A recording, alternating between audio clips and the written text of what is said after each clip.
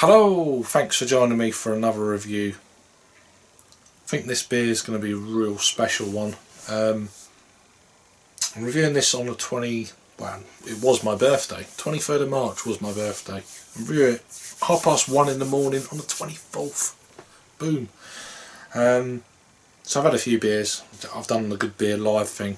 But I've had this beer for probably about 5 or 6 months, something like that. I was going to try and age it for like 5 years, but I thought, you know what, I fancy something really special just to finish off the night. Anyway, it is, as you already know, Founders, and this is their Backwoods Bastard. So it's a Scotch ale stroke wee heavy. It's coming in at 11.1% ABV.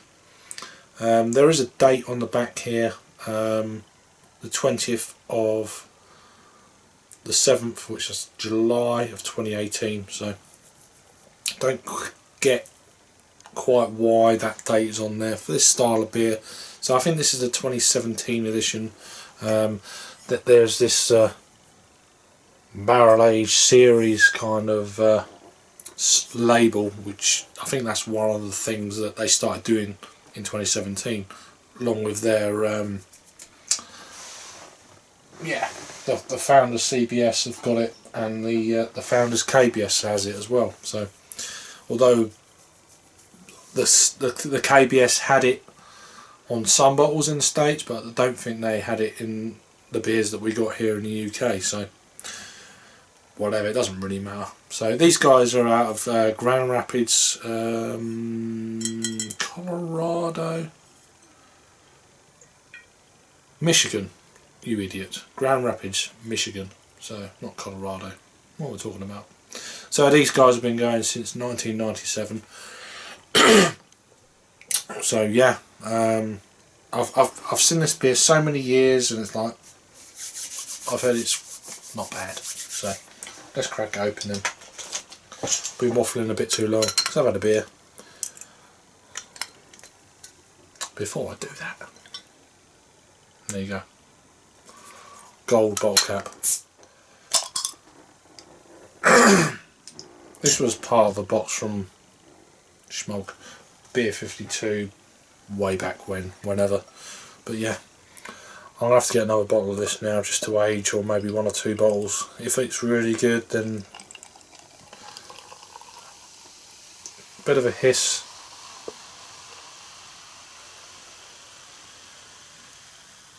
Looks really good in the glass. It's just below one finger, kind of a, I don't know, a cola kind of coloured head, quite loosely packed bubbles. Yeah, quite a bit of carbonation. Into the light, mahogany. Lots of particulates floating around into when I'm looking at the light. Yeah, mahogany, coppery, very dark amber colour. Typical for the style, really. A wee heavy or a Scotch ale. Let's get an aroma then.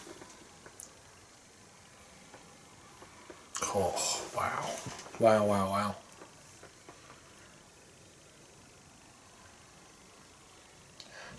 Incidentally, this is a ale aged in oak bourbon barrels. I don't know how long it's been aged for. There's the information quickly without actually going through all the no, this beer is now available year round, beginning April of 2018, so well, it will be, so next month. It's a year round beer.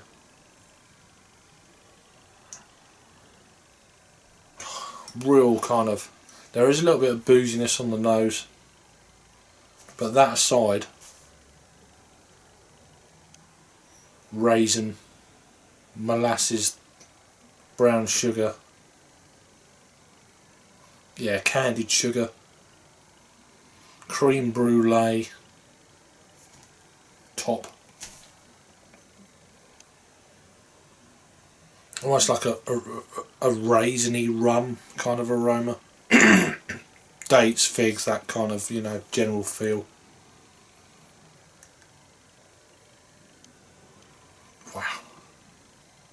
Smells awesome. There is that kind of, like, not burnt char, but that kind of real kind of old oakiness aroma from the barrel.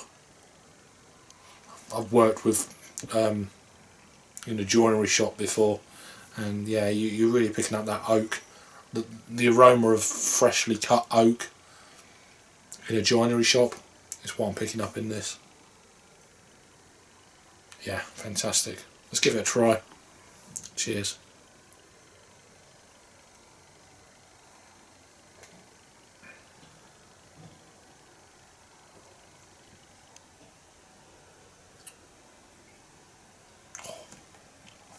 Another go.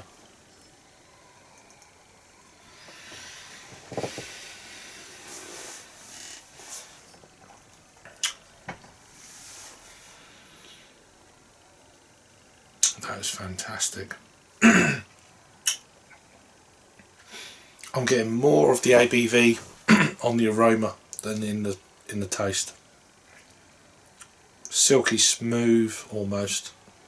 You know it's a big beer, but not through the ABV that you're picking up. It's more through the malt. It's quite it's the lower end of a full mouthfeel kind of thing.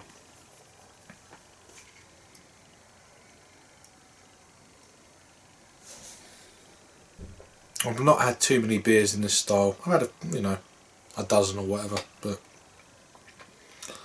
this is the Premier League of this style of beer. Wee heavy Scotch ale, for sure. Oh, that is good.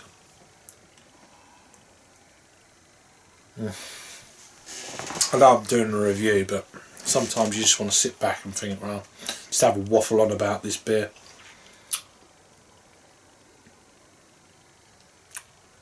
It is stupidly drinkable for 11.1. It's proper dangerous. I may have had this beer before on draft in 2016. I think I have, but it's so long ago it's almost like having it again kind of thing. I'm not sure. I might have done, I might not. But yeah, this is at room temperature. It's been in this room for since 3 or 4 months, so it's not been in the fridge. It's not been in the oven either, Paul.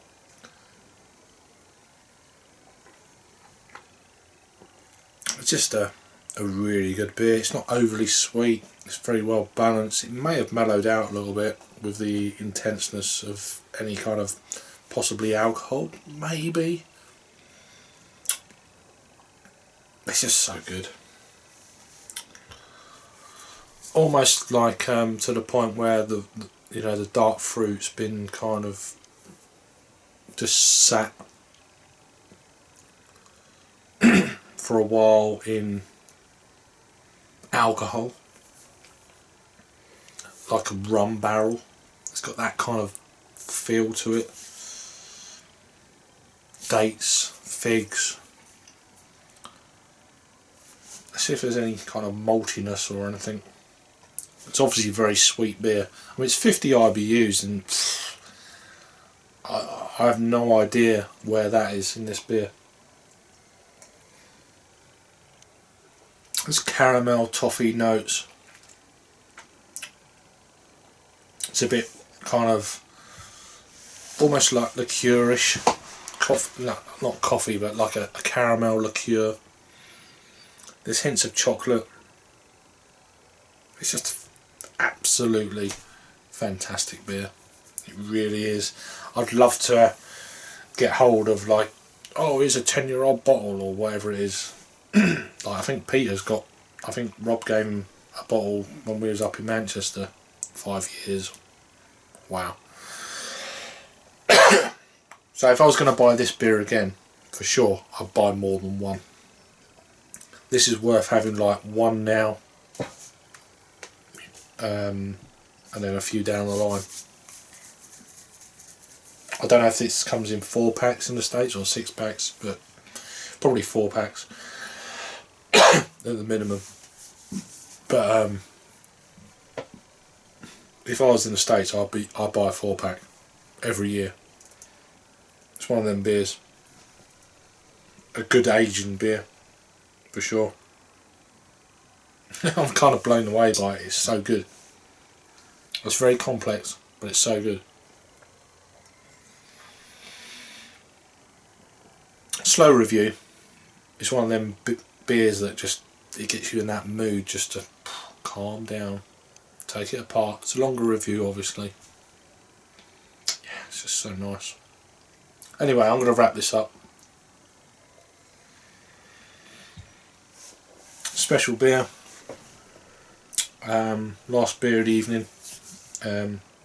For my birthday yesterday, just. Yeah, 29. So, this beer is, it's a world-class beer.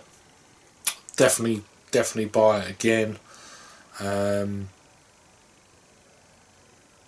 what I remember, I think it was slightly better on keg. That's the word, keg. Couldn't remember. But then I was shit-faced at the time and stuff, bloody blah. So it's probably a load of nonsense anyway. Yeah, this beer is fantastic. I'm giving this a 9 out of 10. You know, is there a better beer in the style? I've not had too many. For me, this is just, there's just a little bit more. I'd like a little bit more sweetness. Although it's 50 IBUs, I'm not particularly picking up any kind of bitter tones in this beer. But yeah, I was expecting a little bit more sweetness with the ABV and everything. It's a little bit, yeah, just a little bit less than what I was expecting, but it still doesn't take anything away from the beer. Fantastic, it's a 9 out of 10. 4.5 if you're looking at Untapped. So, I'm looking at the overall Untapped for this beer, because they've split it down into different years. There's a 16, a 17 and an 18. Didn't know the 18 was out yet, but there you go. So this is the overall Untapped Backwoods Bastard. It's at 136,000 ratings. It's coming in at 4.15. Work that one out. That's how good this beer is out of that many ratings. It's had a total of 227,000, just over 900, almost 228,000 total. Wow. You probably wouldn't get that on Rate Beer, that amount of people checking this in on there. So for me, Untapped is the way to go for your overall leveler for a rating of a beer. While we're here in 2017, I'll go and click on that and see what it says. Okay, so it's had a total of just over, well, 35,000 ratings. It's had 1,200 in the last 30 days, and this one has had 26,696 ratings, coming in at 4.2. Slightly higher, very similar. For me, this is a 9 out of 10, 4.5. That's it. Right, I'm clearing off. You've had this one from Founders. That's their Backwoods Bastard. What a name. Looks like Gandalf from Lord of the Rings. Thanks for watching then, and I'll see you on the next review. Cheers.